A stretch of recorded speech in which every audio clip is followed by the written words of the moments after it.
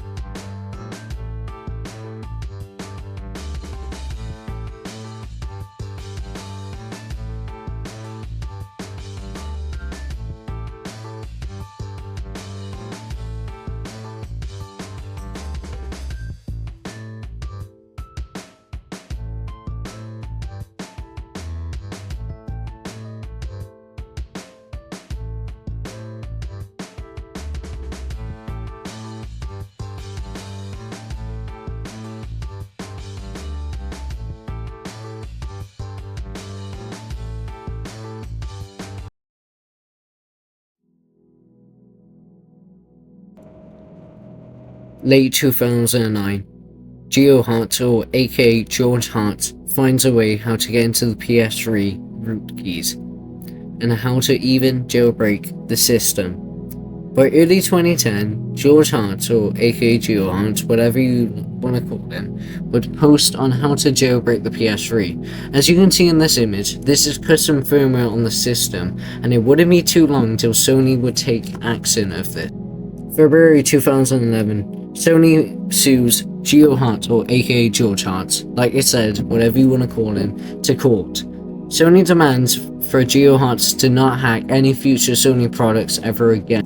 Sony were this serious about it, they were even demanding the court for people's IP addresses to be released. People who had visited or gone and watched George Hart's YouTube videos on how to jailbreak.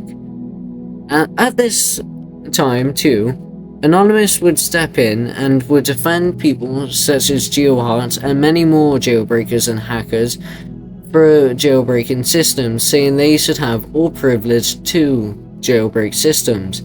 This would be the message that Anonymous would send to Sony. This was a threat, and something big was on its way.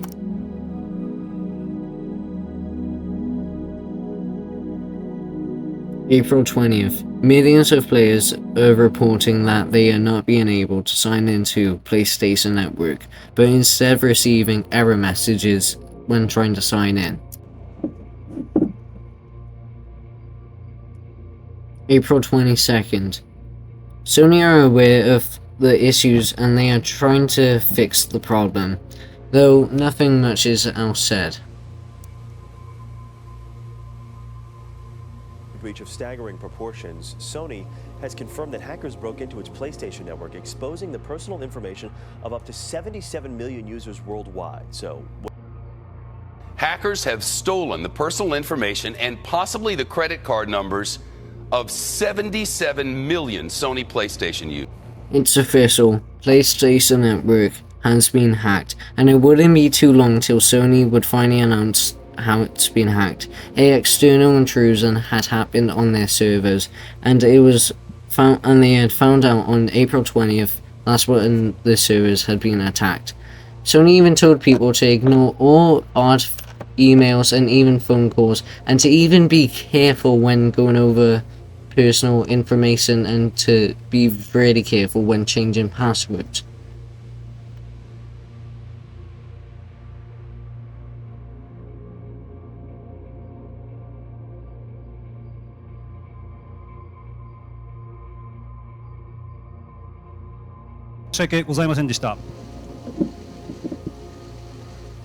Sony would apologize for the outrage, and for this they would give people 1 month free of PS Plus and any games to choose from. As you can see in this image, 2 games players had the choice to pick.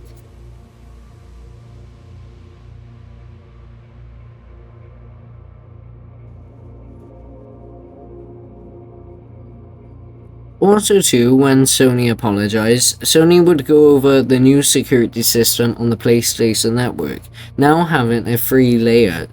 Yes, Sony really did not want an attack like this to ever happen again, since it was a massive profit loss too for Sony it was when this attack happened, losing over 140 something million. I forgot what the last number was, but this was a big profit loss for Sony overall.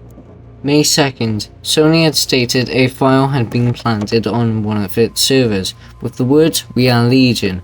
Now this would make sense for people to think Anonymous was responsible for this attack, as weeks before Anonymous had sent Sony threats, they did, and if I were Sony too, and the CEO and everything, I would probably think the same too, but overall, this wouldn't really make sense, as Anonymous was standing up for the players and were against Sony for how they were treating people for jailbreaking systems.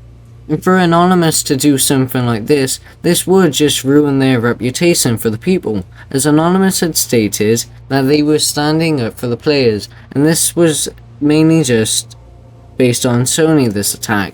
But this would all change though. On May 14th, Sony would finally bring back the PlayStation Network to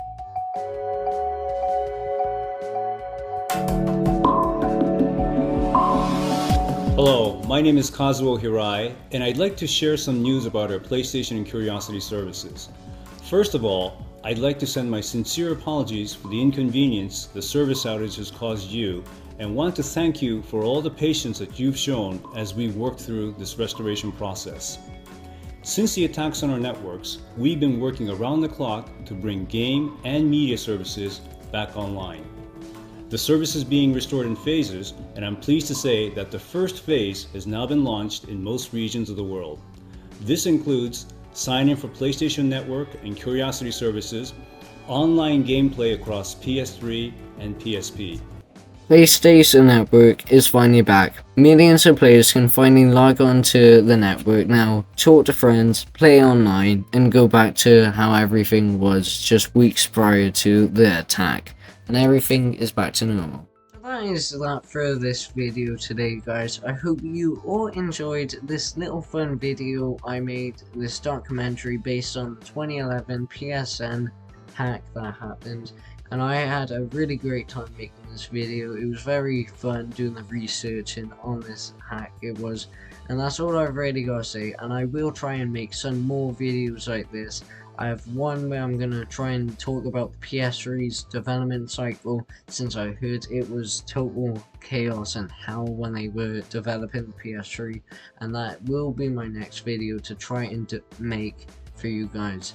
Anyway, that's it. Like and subscribe for videos just like this, and always hit the notification bell so you don't miss the next video I do.